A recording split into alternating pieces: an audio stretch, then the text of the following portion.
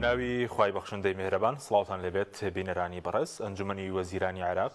کۆبوونەوەی یاسای خۆی ئەنجامدا و بڕیاری داوە 400 میلیارد دینار بۆ هەرێمی کوردستان بنێرێت. ئەو 400 میلیارە وەکو قەرز بە هەرێمی کوردستان دەرێت تا پەسەندکردنی یاسای بودجە. حکوومەتی هەرێمی کوردستان بۆ موچە پێویستی بە 900 میلیارە دیارە جگە لەو 400 میلیارەی بەغداد نزیکەی 300 میلیارد داهاتی ناوخۆیە 30 میلیارد هاوکاری هاوپەیمانان هەیە و جگە لەوەش بازدەوە کە ئێستا لە ناوخۆی بەتەنکەر نەوت دەفرۆشتێت دەتوانرێت کورتێنانی موچەی پێپەر بکرێتەوە بۆ مانگی چوار. لە بەرنامەی ئەمڕۆ لەگەڵ بەڕێز دکتۆر جەمال کۆچەر ئەندامی لیژنەی دارایی لە پەرلەمانی عێراق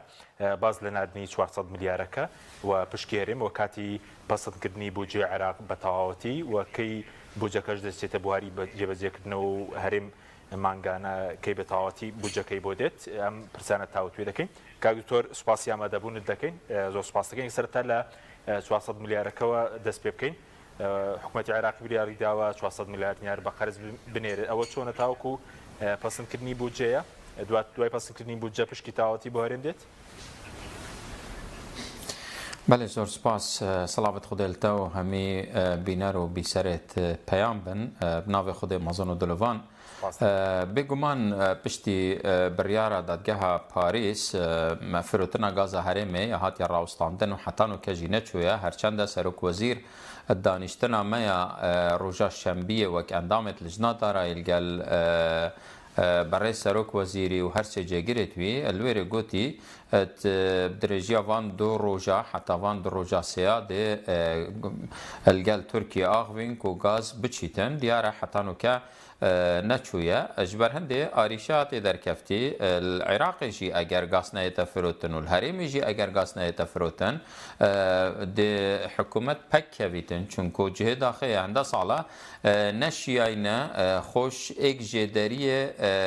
خلاصکەن حەتانوکە ژێدەرێ هەرە مەزن داهاتی هەرێمیژی ئۆل بەغداژی گازەش بەر هەندێ وەختەی گازە هەرێمێ هاتیە بڕین قەلەقێکی دەف زۆرینە فەرمانبەر و خەلکی موچەخۆر چێ بۆ کۆ ترسیان پارەش بەغدانەیەن و گازژی نەچیتن و مە هەنگێژی دەستپێکا vê ezmê me gotî بەغدا divêt bête jêrbarî çunku biryara bexda û şikayeta wê ev gaza hatiye rawistandin lewa me êkiş du rêkayet heyn ku hikûmeta Iraqê me hengê got bête jêrbarî yan ev ye ku pareyekî wisa bexşîtin bo herêmê ew jî tanê lê hatiye dan berînokel dadgeha federalî û yet hatîne rawistandin ew 200 milyarê berînoke me ya duê ye hey ku destgirtin wek qarzek yê demkî heta budcetê te pesend kirin û gaza herêmê jî çi bête firotin yan neyête firotin wê gavkê Bexda mulzeme heker herêmê gaz radestkiriye dîwan firot yan nefirot ew mişkîla wan e ya mulzeme wê gavkê budca herêmê pinêrîtin diyar e rêka duê el bersin girtî ku dîv pêtiviya herêmê 400 milyara divê heyvê de bo firêken û ihtimal e heyva bêt jî da mihtac bin firêken çunku eger budce yani berî serê êkî şeş نهات پسند کردن یا 25 6 نهات 25 5 عفوا نهات پسند کردن و گفت که دیناچار بن قرض دویجی ابدان هرمه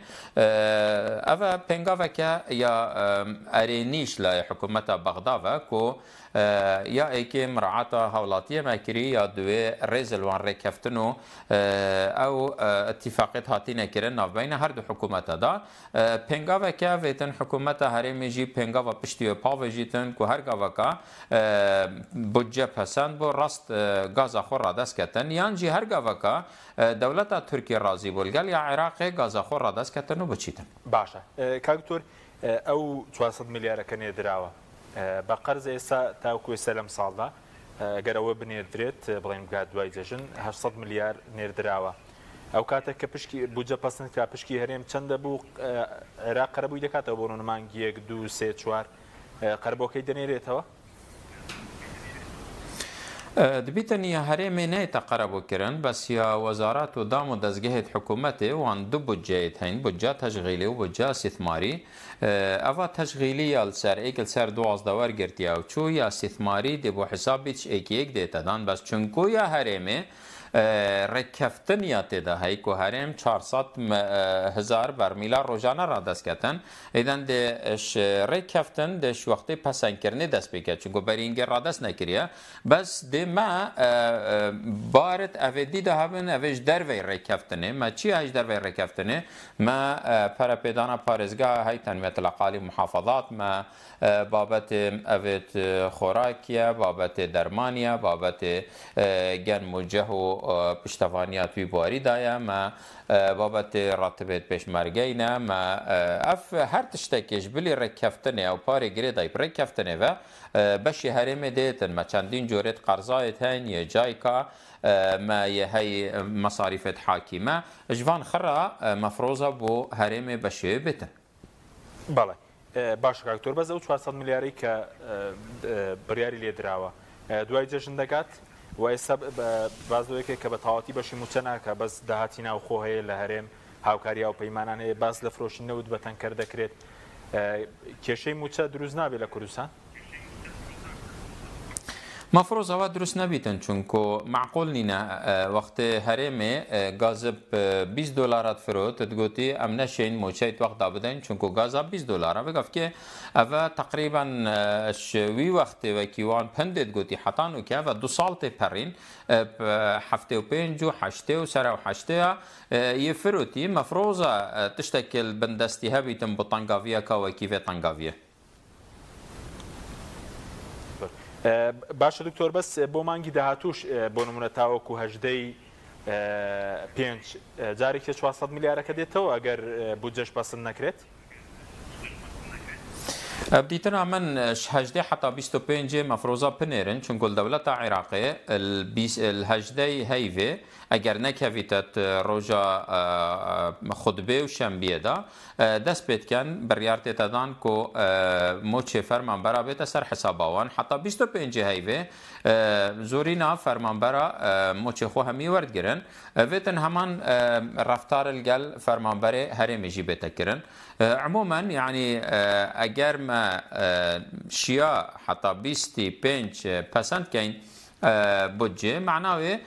تشين ام تشين قيدكي الديمايكا بودجه بنويسين قالك جارا الفان صاله ديمايكي وهندك ياساي داراي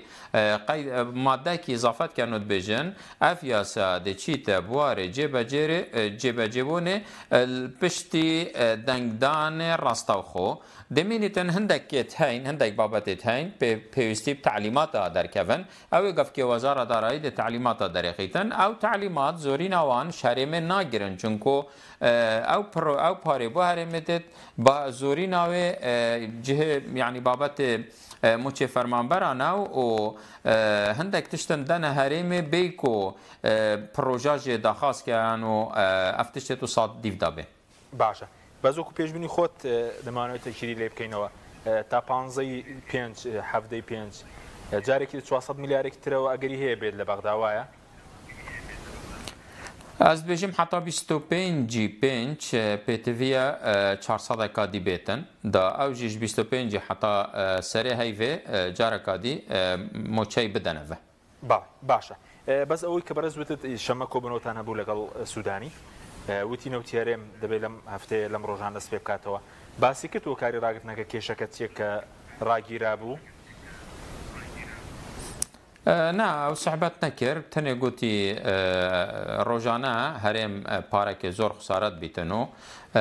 يدي يعني حقنينه تحملها في خسارتيه بكتنو ام دي هاول داين فان روجادا الجال تركي تنسيق بكينكو غاز بتشيتن اسف خفتنا بتني بحسي افيكرو بحسي ركفتني بشواكي گشتيكو بنغافاكا یا باشه و رخوشکر بو بابت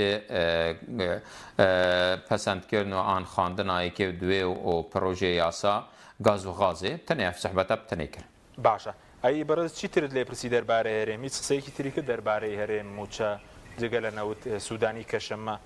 یک دو روز نمو برکوبن وطن لگل هبو نخير نا ما هندك اندام برلمان بتايبتيت كرت بصعبته كير بونمونا من اف داخازه جيكر قلت مادام جاري الدسبيك ما خوش حاليا خوكو في ركفتنه و اكمين جاره ركفتنه كار رسميت تاكرنيات تنويسام حاضر بونا دو سروك وزير او دو وزيرة پیوندی دارو ما في بواري ما سه داخازي كرن يعني كيكو او ركفتن بتات رشنويس بودجه دا صفات خو نبسي ركفتنه كي هر ركفتنه كاتي تكرن تنافبين حكمة عراق وحكمة كدركي تيتا برلماني و بيتا اتفاقية كو تيتا خاندنا ايكي دويو دنگل سر تيتا دانا امنا بجينا ودو حكمة بيانينا بس دا بعد خوي ياسايجي ورگري نبتنه اتفاقك نافينا دو حكومتا دا و چونكو او عقد هرمي هي الجل شركاتا عقدك يعني دولية فيتن بزانن كو ركفتنا كهات يكرنو و برلمان عراقي پسند كريج برند مدخص كر شيناو دقيت هاتينا نويسان كو او دقيت هاتينا نويسان بري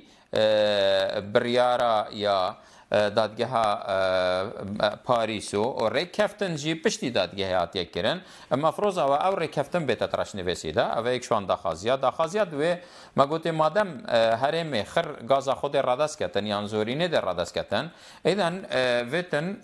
پارزگاه هرمه حالاتیت هرمه وكي وان بارزگاه تعامل قلبتا كرن اوید کو غازا خورا دست کن وكي بصره وكي هر بارزگاه كاديا غاز هي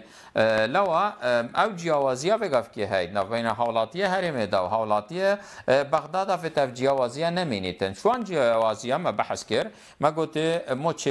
بغداد تدان ما گیروبون تدان بغداد بونمونا خانه نشینه وش 500,000 کمتر ناورگریت ما 245,000 ورگریتن ما بابت پانزینه هی البغداد 450 دینارایل دفمه 800 دینارایه گاز اسپی عینا وصاب ما چندین براوردی کرن کو اوه ویتن نمینیتن حکومت بغداد ویتن بارکی خرابیتن وی بواریدا یا سیه ما من داخواست کرد که همی موچخور و فرمانبرد هرمه بینت سر بغداد او بری نوکت ها تکرن که فرمانبر الهرمه چو ورقه که فشار بیتن بغداد کارتینیتن هرگاه که هرم نه تجرباری چه دینار بنافر ریکتن وقتا کی دا که 608 و 2021 کس هبون و گفت کمتر لیکرین 42 کسا يعني يد جدول جيم دا كو نافي عنوان وي جدول القوى العامله المموله مركزيا يعني اون افيد كو اش بغداد راتبواتتن بس اوجي كريتا بركفتني ما قلت وقت هاتي يدي بغداد نهرم فرمانبري نكت ورقه فشاري و فيتنش في لعبه در كفيتن مو تشيبه تسر بغداد هرمي هميا و بغداد مو تشيبدته يدي چدا خاص كتن تدقیق کرد که کارت الکترونی چوادته یه خود چوادته و صرفتار الگلوی جیب کرد افرسه که ملویری داخواست کرد باشه بس ولامی سودانی هیچ ولامی که بوی که برز بودید با موچه خوران بچه سر بغداد و موچه هاوتای بغداد بکری بونو من خانه نشین و وکو هاولاتی بلن ناوراس و باشوری عراق معامله گل موچه خوران هریم بکری هیچ ولامی کی هبو و پرسیاره کانی جنابه يعني زورينا او بسيارة هاتينا كرن برسفو نبو چونكو ام جلق بوين او افطار جي ام پروژي بوينو بو فتاره ام ميوانت بي بوينو بانك داو چاره که کشی پشتی بانگی هر اندام بسیارت کرن لوا بکرتی برسوا همی بسیاره دا برسوا في بسیاره نهاتا دان چونكو دبيتن او جينت مستعد بن وصبصانه هي بين تحملها مليون و 250,000 مچخورت هرم بکن مقابل 400,000 برمیل احتمال هکر هرم همی گازا خور دست کته نه بس 400 وگاف کده نچار بیتن کو بتبن اوی باری باشه کاکتور اگر هنردین و دست پیب کاتوا بونم نیم 12 روز من ما ولا مانگی چوار او 12 روز نوتیریم دست پیب کاتوا با نرخی سومو دفروشرت بگومان دب نرخ سومو تفروتن پاره دیتا صندوق کدا اب آگداری حکومت عراقی هرمه مافی هی پاره جیجه سحب کت باشە پێشبین دەکرێت ینی لەو هەفتەیەدا دەست پێ بکاتەوە بڵێن سپەی مەفرۆزە بێتە دەست پێکردنەوە گەرنێتە مەفرۆزە بێتە دەست پێکردنەوە کەنێتە دەست پێکردم دیتنا من یان بێتن سودانی یعنی تحملە مەسئولیەتە نەفرۆتناوێ بکەتن یانجی هەرێم بچیتن وێجا پشتی وێ شکایت بێتەکردن کو ئەم ڕۆژانەیە هەندە زەرارێت دەین ئەف زەرارە نەبەس زەرارە مەبتنەیە مە هەندێک عەقدێت هەین ئەف عەقدە قانونی نەلگەل هەندێک کۆمپانیا و کۆمپانیا حەقی هەی وێگافکێ شکایتە بکەن کو بژنێ من عەقدێک لەگەلتە هەبوو یاز بەردەوام شۆلکەم وێگافکێ مشکلەکە ناڤەینا تە و مەرکەزیدا چێبووی ئەزێ بۆی مە قوربانی وێگافکێ حەقی هەی دەخوازیە فێ قەرەبۆی بکەن ji ber هەندێ دیتنا من vêtin حکوومەتە هەرێمێ van herdû tişta bêjte حکوومەتە بەغدا yan dê fişarîkê ku gazan biçîtin yan dê beramber gaza min eva rawstiyayê dê qerebûyê dey çunku hemî nebû mibtinêye min beşê heyet min عقدێت şerakêne ne عقدێت xidmene yan xizmetê ne muqabilê her bermîlekê ez $2 demê ne min ew beş daret vê bîrê da û ihtimala qebîl neketin باشە دوای بەور دەکات لەسەر پشکێرێم قسە دەکەین کاکتۆر بەس ئەگەر بودجە پەسەند بکرێت بۆ نمونە مانگی شەش بچێتە بواری جێبەجێکردنەوە مانگانە هەرێم تریلیۆن دیناری بۆ دێت کاکتۆر ئەو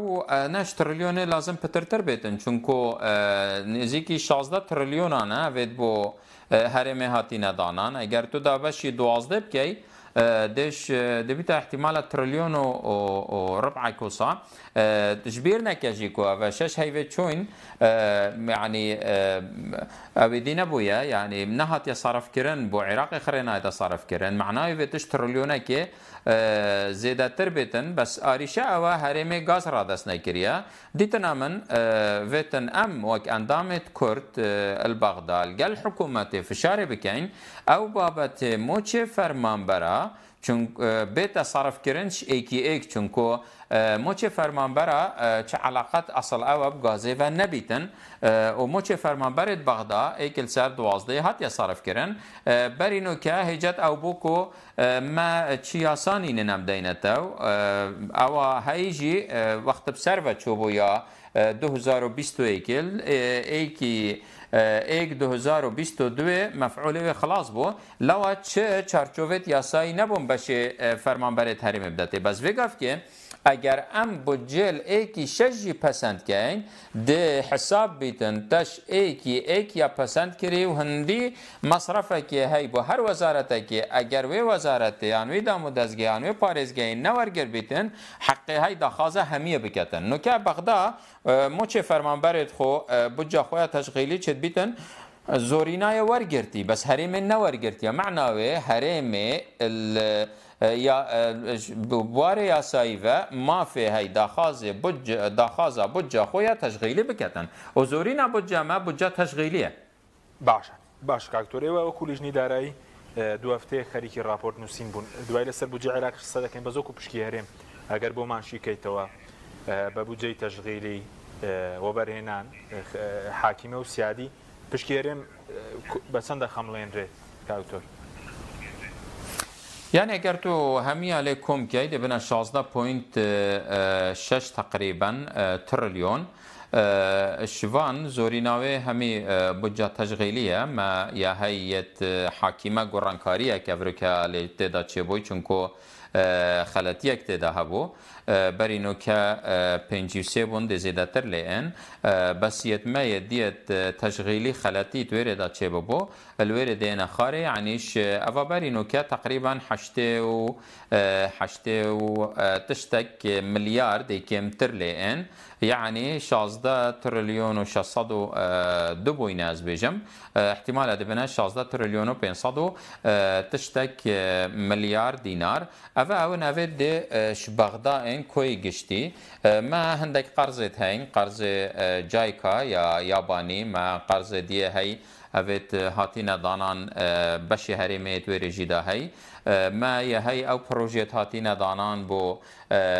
هندك مشاريع يت آوي ويت سداوان الوريجي دي تقريبا بشكل باري دي بوهرمي هات يترخان كرن يعني كوي قشتي احتمالا اگر همياتو ليكم كي ببنا نزيكي 7 تريليونا الجالكو اوي هرمي هي هرمي جيت وعد دايا بغدا او دهات اتحادی اوید 5 صده هر پارێزگایەک ڕادست کرد هەرێم ژیە خۆ ڕادست کرد 4 تریلیۆن وعدێدای ڕادست کرد معناوی 4 تریلیۆن وێ ژیەت هەین ئەوە بوونە نزیکی 21 ما داهاتێت نە اتحادی ژیەت هەین یەت نافخۆیی کۆ هەر پارێزگایەکێت وێ بۆوێنە ئەو ژی احتیمالەش 2 تریلیۆنە زێدەتر بن یعنی هەرێمێ بکێمی مەفرۆزە 23 تریلیۆن ساڵێ البەردەستێ ببن ئەوە بۆ تێچۆیە فرمانبرات چیتن 9 تریلیۆنا کەمترن لەوە بودجە کە باش البەردەستی هەی تشێتن gelek پێنگاوێت یەت باش پاوێژیتن دلێ خەڵکی خۆ خۆشکەتن ئەو گرێبەستێت هەین ئەو خۆبەخشێت هەین ئەو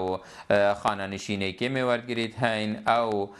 کەسێت ڕیعایە اجتیماعی و هاتینە پشتگۆ هاوێتن ئەوێت پەککەفتی وان جۆرێت مرۆڤە خڕە تشێتن يعني خزمەتێکە باش بۆ بکەتن تشێتن يعني هەندێکش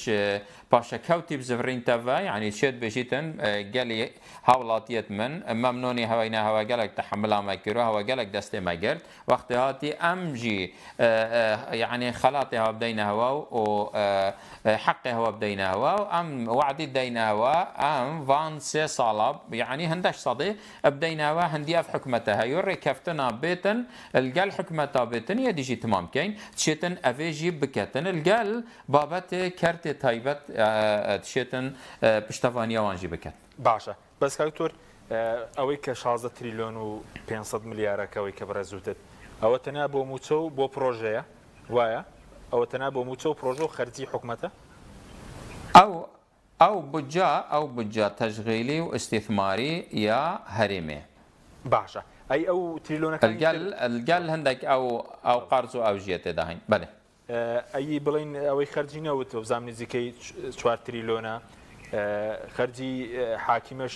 تریلیۆنێکە بڵێن دەرمان و بەشە خۆراکۆوانە ئەوانە شەر بۆ هەرێم دابین کراوە مەوەست بەوە بە هەمووی دەکاتە 23 تریلیۆنێک نه هم او زورین اوان ید نافدا هین هندک تشتکی می هیت نافدانینن و کی بجم قرضه جای که ید نافدانینه او پاریات یا ترخان کرن بو يعني مشاريع آوه تدانينا يعني عندك تشتهي الجلة في حاكمة قرتو إضافة بكي احتمال بهميفة ببيتا 7 تريليون 7 تريليون أيوة برز دو 3 تريليون ما وصلوا بدهاتي ناو خوش نيوي دهاتي خالص سنورة كانوا بعض الرسومات دكاتة 23 تريليون نا اوش بليوي اوش بليوي ما 4 تريليون ويريت هين چونكو او 4 تريليون 5 صادر رادسي بغدا كان معناه 4 تريليون دي بواجي منن اواجي باوجا سره بابونا 21 ما بكمي احتمال تريليونك حتى 2 تريليون دهات نافخوي ني اتحاديه هاي ما چندین اویتاین اویت اف تشتی حولاتی دتن الدم و دزگهت حکومتی اویت چندین جورت زریبانه عقارینه چندین کامیرانه مرورة يعني قالك تشتی هاي وقفكي تورجرتن أفيد نافخوي مثلا وقفكي زريبة دانا سر فندقة دانا سر معملة دانا سر خارنجها وقالك تشتا أفا نت اتحادي أو نافيت خالد سنوريتن أفيت تشتي قشتيتن كوي جريداي دامو دزجهت حكومة عراقية باشا يعني من وايلي تيجيش نظام تا يعني 23 تريليون هرم وديقل لخرجي سيادي وحاكمة بوداتي لبغداد وبوداتي ناو خو 23 تريليوني لبردزاده به وايا يعني بهميفه تقريبا برأيي من لازم 23 تريليون بردستي به باشا بس وتت اويك تسنيم بغداد دكري نيوي دهاتي خلاص سنوريه كان قمرك كاتحاديه ب 4 تريليون خاملين راوا يعني دبي حكومتي يريم 4 تريليون داتا بغداد اول دفاع خفتنا وزير الدارایی وقت ما میوان کرد برای هفتیا بوری دانه و هفتیا بوری ایک شاخفتن توی وقتی ما بسیار جکری هوا 17 تریلیون دهات نه نفتی هوا دانین جبلی نفتی دهات دی هوا 17 تریلیون دانین وش کیفت هاتینا وقتی هاتی بحث کری تفصیل آوه گوتی 4 جوان هرم ويب خو يقولي از 4 تريليون دما خزينه اتحادي اش 500 بشخو بالا يعني كواتا 8 تريليون دبت يعني بهردوكي پشکیاری معراق بو لخلاصونی لکانیاری هر دو کی 4 تریلیون بله هر دو دبنا 8 نه هر دو دبنا 8 تریلیون 4 بو حکومت اتحادینا 4 دبو مامین باشه کاکتور بس بو پێشمەرگەش لە لیژنەی دارایی ئێوە چیتان کردووە وەبزانم 228 ملیاری بۆ دانراوە کۆی ساڵەکە ئەوە چۆنە ما دو تشتي هاي بو بيشمرجي ما هاي موتشي بيشمرجي ما هاي بودجا استثماري وتشغيليه بيشمرجي تتظاني بيشمرجي بشكش هيزا زميني دو تشتيت هين هر هيزاك العراقي بون مونة بقى كي حشد الشعبي تشحكي دو تشتيت هين تشحكي وزارة برقري دو تشتيت هين يا هاي ايك افيكو داتا بشتي تعويضات الموظفين يعني او كسل موتشي خوش ويري ورقريد ما بيشمرجي هاي برينوكا 6 مليار هيفانات هاتن از بيجي ماويت بوينا 100 مليار وما بودجيا هاي ما چنكو اگر تبي سحكيه هر جورا هيزكت وزارة برقرية دا دوشتتا ما راتبه ويه هاي ما تجهيز وتدريب وتسليح يعني ماوناو افا خرت هين يعني هر يكشي بودجا خويا هاي باش بيشمرجيت نافوي دا ما هي بودجا تشغيلي ما هي بودجا استثماري بودجا تشغيلي از بيجم 200 مليار بودجا استثماري 50 مليار هات يدانا بله مانگانه 6 تریلیون دکات 6 ملیار ببوره 6 ملیار دکات بو پیشمرگه باردو بوارکی نه او پیشمرگه ما گوتی لازم دو تشت بو بین یکی هی موچوان او یه جدایه بشكي تحالف الدتن بشكي عراقي 6 مليار دان ادبيجم او عراقي ويا 100 مليار چونكو اگر تو سحكي جدول هيزت يت امني العراقي بنمونه حشد الشعبي البودجا 2021 122,000 وينا البودجا 23 116,000 ديت زياده بوين همان شواس يعني ما هي وزارة برقيري زيادة بوين مثلا جهاز مكافحة الإرهاب زيادة بوين لازم الورب بيشمرجي زيادة بيتن أول بيشمرجي زيادة بوين ما يتهين ادبجني لواء بيست 7,000 كسرة كان أو زيادة بوين وتبني وان بغداد كتن أو لواء بيست ده ایک شوان لواء وید کو بناو سنورا وان بس دل هرم بیتن لو اوجی ده چیتا سر اوه برینو که هایی کو اتحاتا دان 6 مليار بله زور باشه بس سبارت به پسندکردنەکەی مانگیشش ئێوە دەتوانن پەسەندی کەن یا بچێتە بواری جێبەجێکردنەوە چەندتان پێویستە بەوەی ئێوە 200 پەرلەمانتار مداخەلەی کردبوو گفتوگۆی هەمان بخوێننەوە ڕێکی بخەنەوە و دوایی قسەی لەسەر بکەن لە لیژنەی دارایی نوكي امش گفتگویت اندام پرلمانا خلاص بوين سي دانشتنا دا وهاتا يكلا كرن ما يا ماي ما عندك صلاحيات هين القلب وجه صلاحيات اكيد بجنة تخفيض يعني او برا بارت بوجه دا كيم كين مثلا عجزه دي كيم كي او تشغيليه استثماريه دي كيم كي حتى مو كيم كرنيت كين او جاري او صلاحيتك باشي دينوي ما صلاحيتك هي كيم كرن ما يدوي هي مناقله يعني تشبيتن ام بينين وفعلا جي وصايا وزارة برقرية جالك ابوات يدانان وزارة كش وكي كشتو كالي وكي بيش سازي كيما ابوات يدانان ام دي رابين بمناقله دي عندك باريج في وزارة إن اوه وزارت جوه پارێزگەهێ دەبینە ئەوێ پارێزگەهێت بژنەوێ مناقله و صلاحیەتە مەیا دوێ صلاحیەتە سیێ ئەم گۆڕانکاریەت هەندێک شوان بەرگادا بکەین ئەوێت کو هاتینە داڕشتم شەرتێکی چ زێدەکردنا مادیل سەر بودجێ نەبێتن ئەوان هەر سێکە حتام جێبەجێ بکەین يعني بۆ نمونە مە گوتی ئەم دەوی پارەیش وەزارەتە بەرگریە دێ ژێڤەکەین حتی هم جیوت که این وطن ملگل وزارت برگیری برین نخاره که هم بجینه کواره که من هندش تفکر چه خلل پیدا نابن چون که مل 2021 وک لجنه دارایی وک پرلمان ساطور اخو هل گرتوش 164 تریلیون اینانا 129 کسره که عنید بن 130 هذا بشتی اینگه بیوان یعنی ما گوتی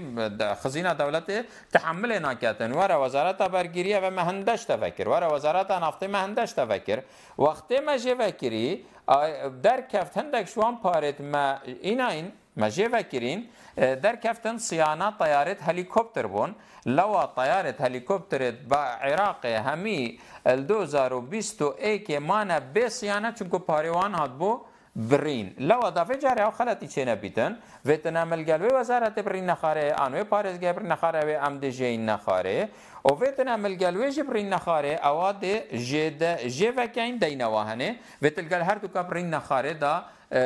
چه شاشی پیدا نبه باشا هذا طبعا محتاج احتمال 20 روزا كام افي باباتي كلاكين يعني بديتنا من حتى 25 امدش بودجه خلاص بين ديتنا من باشا بس كاكتور بنيازن كوي گشتي بودجه و كوليجني دارای كره صلاتي خوتانا 109 تريليون بنيازن كمي كنوا بگومان لجنه يعني رجدال سر سه گورانکاری بینه کرند بودجه دا یا که تخفیض بیتا کرن چونکو عجز گلکه یا دوی بابت اویدی کو بودجه 3 ساله گورانکاری وی شوازی دا بیتا کرن یعنی بوی شوازی بگاف که حکومت تشيتن بس اف بودجه پسند بیتن 3 سال دی صلاف نکتا پارلمانی چو بودجه نینیتن ام ده قیده کی لزیده که انکو حکومت نچار بیتن الدیمایی که سال 2023 جاره کادی بودجاب 2024 بینته و دیتا کرن یا سیه اوه کو ندادیه که هایت ناف بینا هندک وزارت او هندک دی ناف بینا هندک پارزگاه و هندک دی او ده حول دین یعنی مناقلات و ندادیه نوعا ما چاره سرکن باشا مادام للیجنی دارایی با بسیارکش لسر دلار لیب کم لسر دلار 143 144 داده بزید زیاتر کاوتور والله زاني العراق يعني همي مافيانا دي دابزيت يعني اسنزانم بس دي تنا من سيستم حكومت داناي بري دو هيبا دانشتنا کا پارلمانی داب دريجي افبابت الكترونيكرنا تعامل حكومت الجال درافي ببيتا الكترونيت هنجي دا بريار دابو كو جهاز تايتي مو جالك اف سيستم هميد الايكي شش جيبن لو ابدي تنامن حكمت بخو يا داناي يعني ياخو تاخير كري حتى ايكي شش برهفيتنا كرن ايكي شش مفروضه و اف فرقتنا بين سعر حكومته وسعر بازار دا نمينن 110 و 120 و 150 جماره بلکو ببنم بابت 20 حتى 30 جماره ما برینو که او صاحبو 1450 بو وزاره دارایی دا بنك مركزي ب 1460 مزاد العمله فرود مزاد العمله حتى جهشت دست هولاتي 1407 حتى 75 بو اذا نوینا حکومتی نوینا هاولاتي دا 25 جماره بون لازم فکر که جوالی بتن و که حکومت 1300 فروشیتن بنك مركزي 1310 ادگهیت دست بنك فرعي 1320 لازم 5 حتى 10 حتى 15 جماره يدي نچنا سر يعني هكر وضع طبيعي بيتن بين 1300 و يعني 5 حتى 6 بيت نبوريتن بله سپاس دەکەم مادومان کردی هەرچەندە ئێستاش بڵێن ئەمڕۆ گەڕابوونەوە لە بەغدا سوپاسیان بەدەبوون دەکەین بەڕێز دکتۆر جەمال کۆچەر ئەندامی لیژنەی دارایی لە پەرلەمانی عێراق سوپاس بۆ وێبینەرانی بەڕێز سوپاس بۆ هاوکارانم فاتان لەگەڵ